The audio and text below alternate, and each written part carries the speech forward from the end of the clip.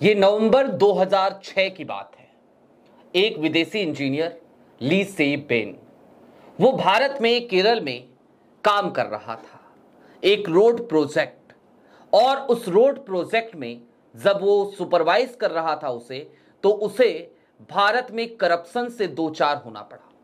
वो अपने देश वापस लौटता है और अपनी जान दे देता है। जान देने से पहले वो अपना आखिरी खत लिखता है और उस खत में एक नाम था, उस समय केरल सरकार के अंतर्गत काम करने वाले पीडब्ल्यूडी सेक्रेटरी का। वही पीडब्ल्यूडी सेक्रेटरी आज की तारीख में देश के मुख्य चुनाव आयुक्त हैं, यानी कि ज्ञानेश कुमार।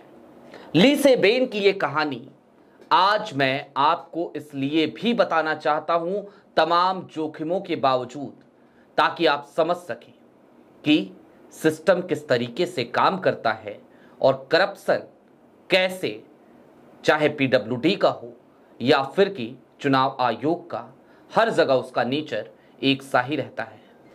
नमस्कार, मैं स्वप्निल और आप मुद्दा देख रहे हैं।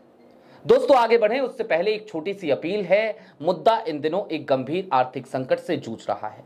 एक तरफ हमारे मेन बैंक अकाउंट फ्रीज चल रहे हैं, तो दूसरी तरफ हमारे 2.5 साल पुराने चैनल को हमसे छीना जा चुका है।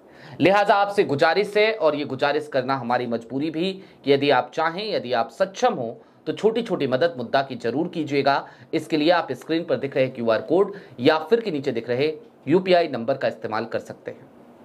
अब आगे बढ़े उससे पहले एक बात मैं और कह देना चाहता हूं, एक डिस्क्लेमर समझिए इसे। मैं जो कुछ भी आपको आज बताऊंगा उस केस के बारे में, ये सब कुछ उस समय छपी हुई न्यूज रिपोर्ट्स के हवाले से होंगी।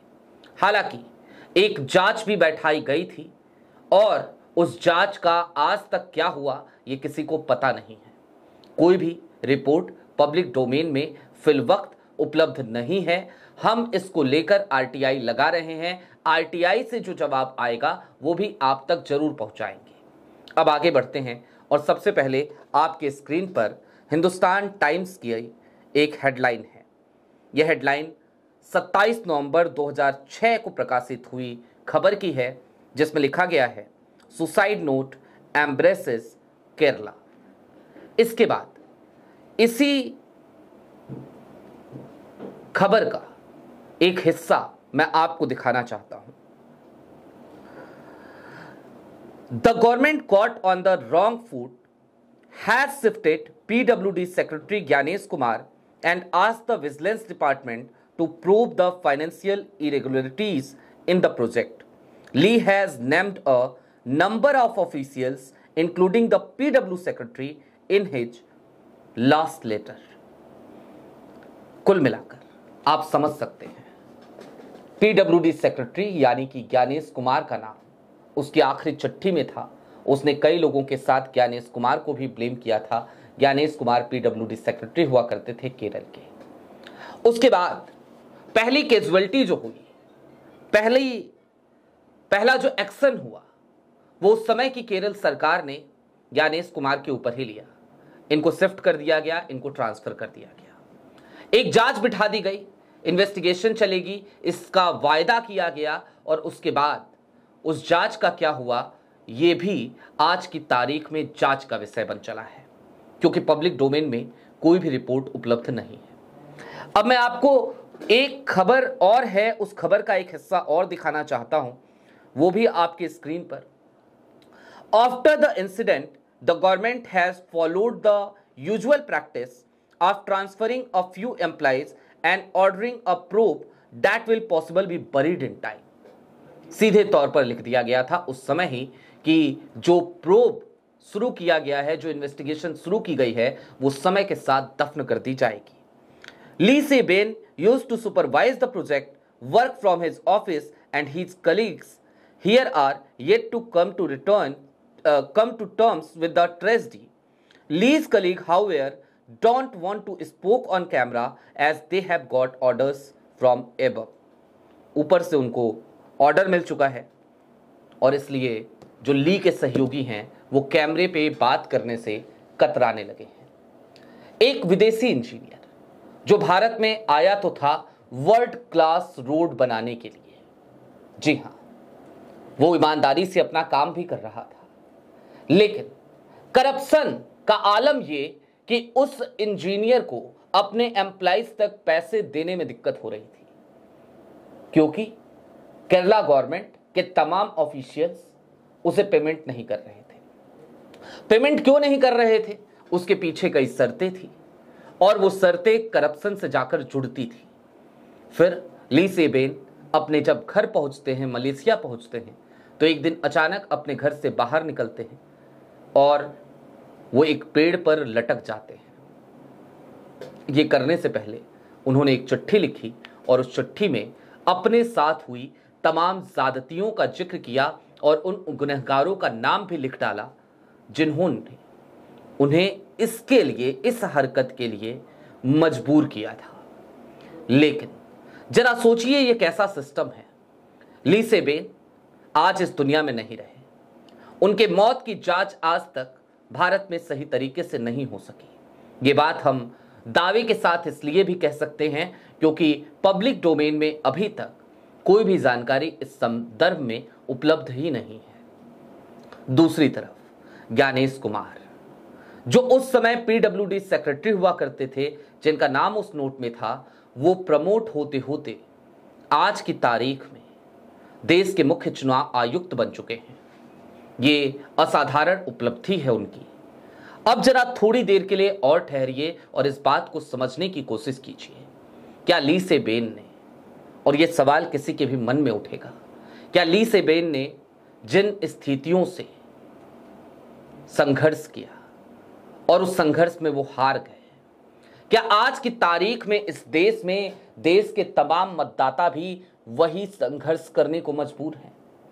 वोट चोरी है या वोट करप्शन है ये? क्योंकि एक तरफ ज्ञानेश कुमार बिहार में एसआईआर को लेकर कहते हैं कि हमने बिहार वोटर लिस्ट को पूरी तरीके से शुद्ध कर दिया है। कोई आरोप लगाता है तो कहते हैं कि आपको हलफनामा देना चाहिए या फिर कि देश से माफी मांगनी चाहिए, इसके अलावा कोई विकल्प नहीं है। वोट चोरी के सबूत सुप्रीम कोर्ट पहुंचते हैं तो जस्टिस सूर्यकांत उन तमाम सबूतों को देखने से, सुनने से इनकार कर देते हैं और कहते हैं आप जाइए और जाकर चुनाव आयोग का ही दरवाजा खटखटाइए, आप हमारे पास मत आइए। और इन सब के बीच चुनाव आयुक्त लगातार अपने सीने को चौड़ा करके डंके की चोट पर नए नए जुमले गढ़ते हैं, बिहार के चुनाव को मदर ऑफ ऑल इलेक्शंस बताते हैं। लेकिन थोड़ी देर के लिए ठहर कर हम ये सवाल क्यों ना खुद से पूछें कि क्या ली सेबेन वाली हालत आज इस देश के मतदाताओं की हो गई है? दोस्तों, समझने की जरूरत तो ये भी है कि उस वक्त भी वो जो चिट्ठी थी वो एक सबूत थी, लेकिन उस चिट्ठी का क्या हुआ? उस चिट्ठी पर आखिरकार उस समय सरकार ने ध्यान क्यों नहीं दिया? वहां सरकार उस वक्त लेफ्ट की थी। 2006 का मामला है, देश में सरकार यूपीए की थी। सवाल यूपीए की सरकार से भी है, सवाल कांग्रेस से भी है, सवाल लेफ्ट गवर्नमेंट से भी है और सवाल आज के मुख्यमंत्री पिनरई विजयन साहब आपसे भी है। आप एसआईआर के खिलाफ संशोधन तो पारित कराते हो अपने विधानसभा में, लेकिन क्या आप उस विदेशी इंजीनियर की उस फाइल को, जो 2006 की फाइल है, एक बार फिर से खोलकर टटोलकर उन तमाम साक्ष्यों को देखेंगे ताकि ली सेबेन के गुनहगार वो जो भी थे, हम सिर्फ ज्ञानेश कुमार का नाम नहीं ले रहे, उनका नाम तो ली सेबेन ने लिखा था, वो जो भी गुनहगार थे, जितने भी गुनहगार थे, उनमें से जो अभी भी हैं इस दुनिया में, उनको कम से कम सलाखों के पीछे तो पहुंचाइए विजयन साहब। यह जिम्मेदारी आपकी है, क्योंकि मुख्यमंत्री आज की तारीख में केरल के आप हैं, तो सवाल आपसे है। एक आरटीआई में लगा जरूर रहा हूं, लेकिन मुझे उम्मीद है कि केरल गवर्नमेंट उसका कोई माकूल जवाब शायद ही देगी।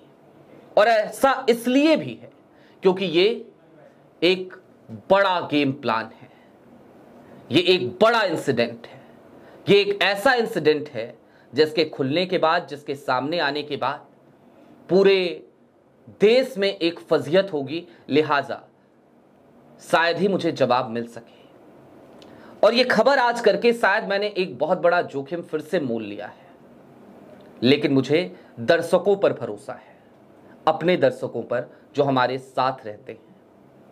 न्यायपालिका हमें कितना भी निराश करे, हमें उस न्यायपालिका पे भी भरोसा है, लिहाजा मैंने ये जोखिम मोल ले लिया।